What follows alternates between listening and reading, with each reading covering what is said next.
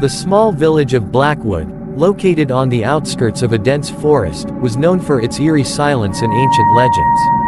Among these legends, one story sent chills down the spine of every villager, the tale of the cursed temple hidden deep within the forest. According to the elders, the temple was home to a vengeful spirit, cursed to wander its halls forever. Many who entered never returned, and those who did were never the same again. Fear kept the villagers away, but curiosity and skepticism often led outsiders into its grasp. One such skeptic was Ryan Carter, a young adventurer from the nearby city.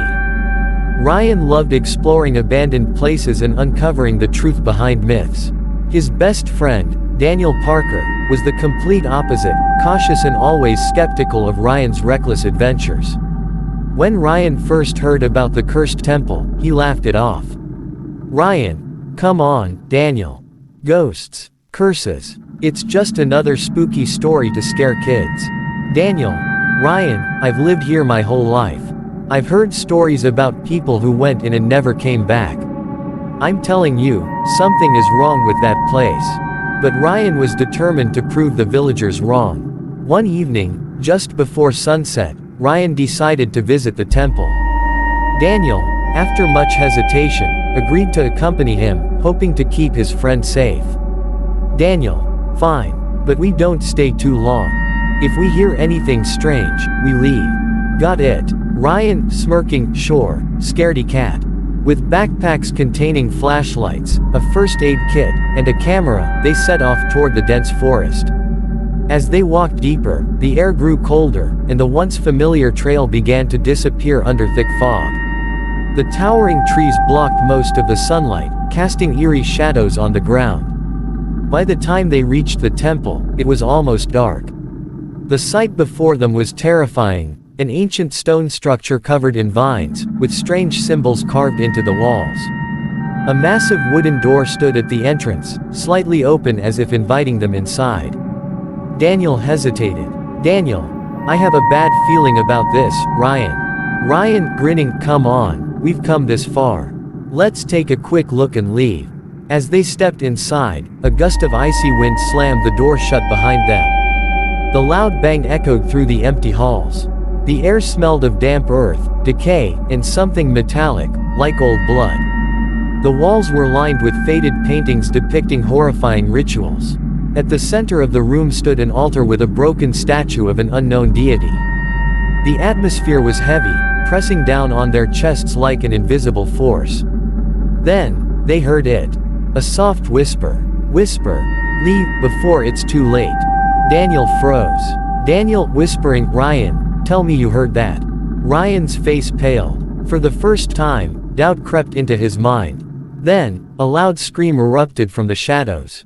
The temperature dropped drastically, and the candles lining the walls flickered to life, casting long, moving shadows.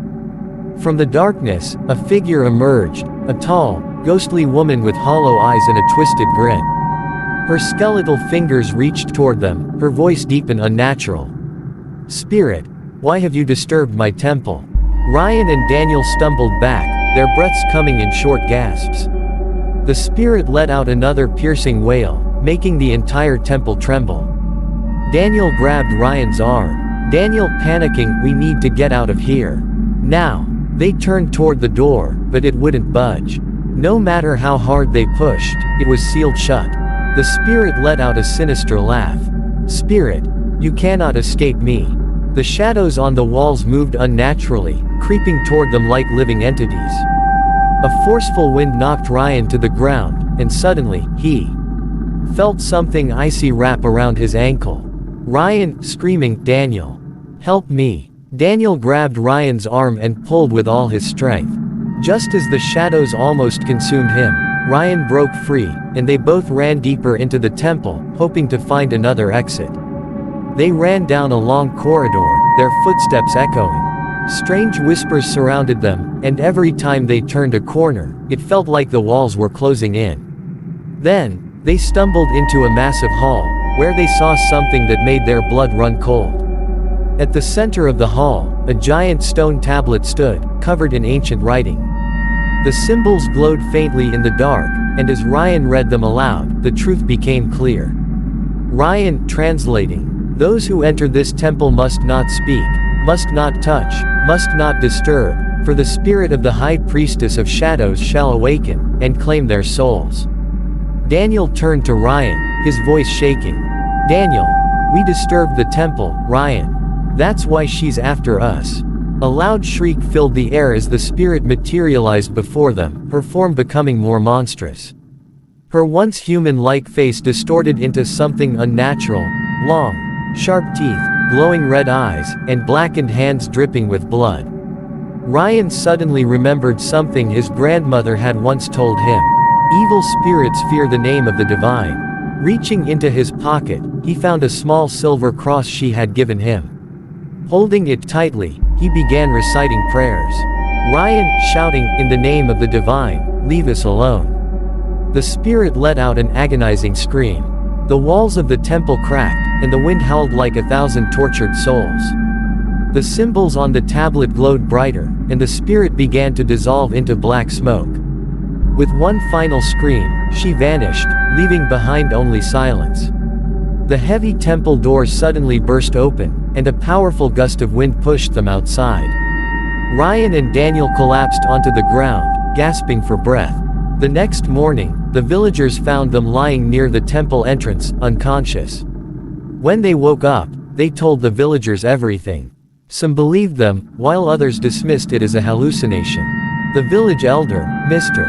Thompson, shook his head. "Mr. Thompson, softly, that temple was sealed for a reason. Some spirits are never meant to be disturbed." Ryan, once a skeptic, never doubted ghost stories again. From that day on, he and Daniel never spoke of the incident. But sometimes, late at night, Ryan could still hear the whispers from the ruins. "You shouldn't be here.